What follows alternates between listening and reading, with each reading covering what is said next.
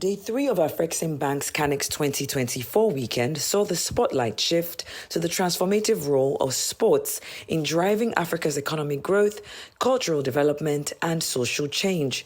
Kicking off with a thought-provoking session titled Catalyzing African Renaissance, the Confluence of Sports, Entertainment, and Development, presented by the Basketball Africa League. Their ambassador, Pops Mensah Bonsu, touched on how important it is to explore the powerful intersection of sports and entertainment in fostering economic growth and cultural enrichment across the continent. My main objective today was changing the perspective of how we look at sports and live entertainment.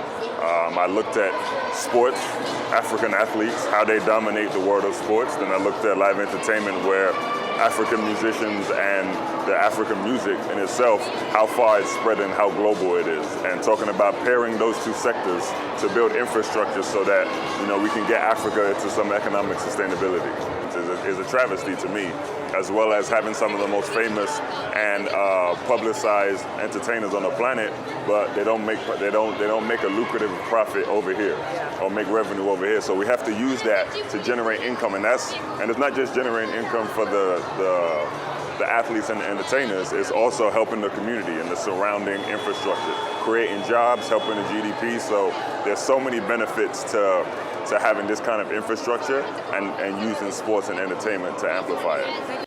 The momentum continued with a keynote session titled Beyond the Scoreboard. Can global partnerships provide opportunities in the sports ecosystem? President of the Basketball Africa League, Amadou Gallo-Fall, who led the discussion, emphasized the economic and cultural potential of strategic partnerships in the African sports industry.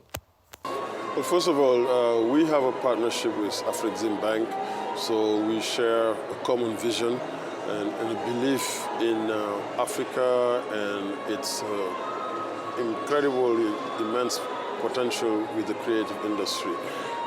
Last year we were in Cairo and participated in this same event, so I'm glad to see the footprint growing, coming into Algeria.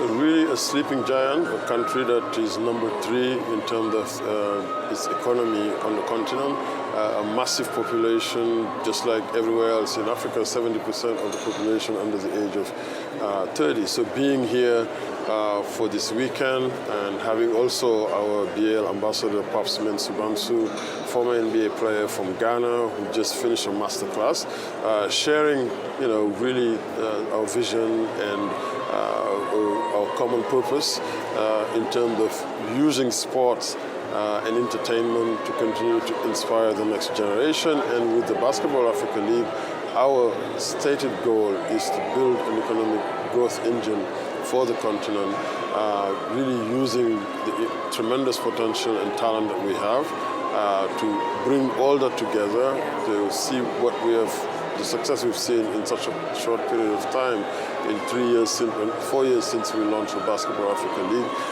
bringing really the talents across all these sectors together to create a product that the world is recognizing now.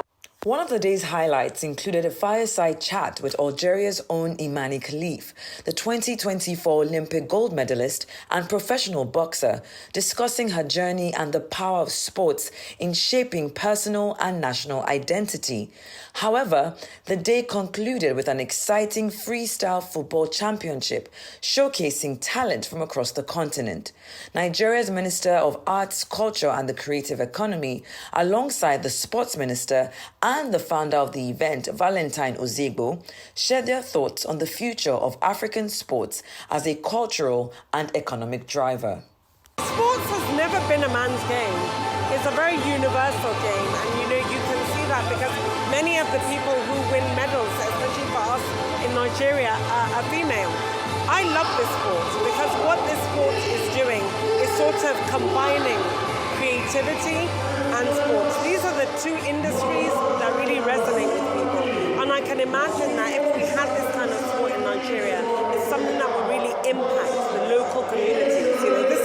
It doesn't really require much.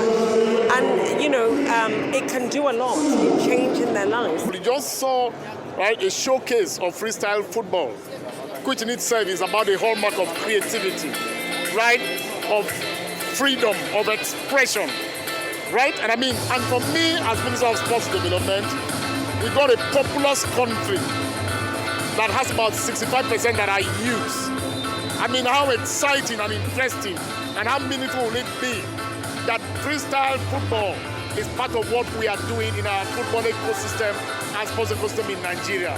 I cannot wait to find as many of our youths as possible embrace this and engage in it. It is important to highlight that sports is part of the verticals we are supporting.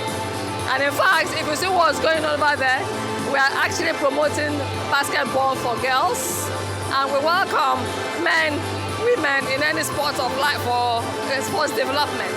At the end of the day, it is the inclusivity of the creative industry that makes it most attractive.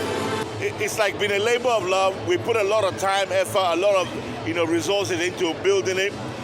We did a regional search around Nigeria. We found out there were people who were actually doing it, but they're just doing it by themselves and they're just doing it for fun. So we said, okay, let's get it organized, regionals, finals, bring people to Lagos. So since 2017, it's been growing, and it's an organic growth. So it's been fantastic. We'll bring sports and arts together. It's a nexus. For me, I don't see why an African should not be the world champion. And my dream is to get this game to the Olympics. And we're working with the team to make sure it happens in the next. And with that, we can actually raise people from grass to grace, from their doldrums to stardom. And that's the whole idea. By the time you do this, and already we've done several, we have changed many lives with this. There are a lot of them who are here today in Algeria have never traveled out of their own countries before. This is their first time they're getting international passport, visa, and traveling. And guess what? We've taken them to the global championships in Europe, in America, because of this game. So it's got a huge potential, and everybody loves it. Seyitan, don't you like this? With the day coming to a close with an exciting display of skill at the Freestyle Football Championship, underscoring the powerful fusion of sports, culture and entertainment in shaping Africa's future, as well as the passionate insights from key leaders and industry players, it's clear that Africa's sports industry is on the verge of a major breakthrough. Canex 2024 continues to spotlight the immense potential of Africa's creative and sports sectors, positioning them as pivotal engines of economic growth and cultural influence on the global stage. From Algiers, Algeria, Seyitan Atigarin, Arise News.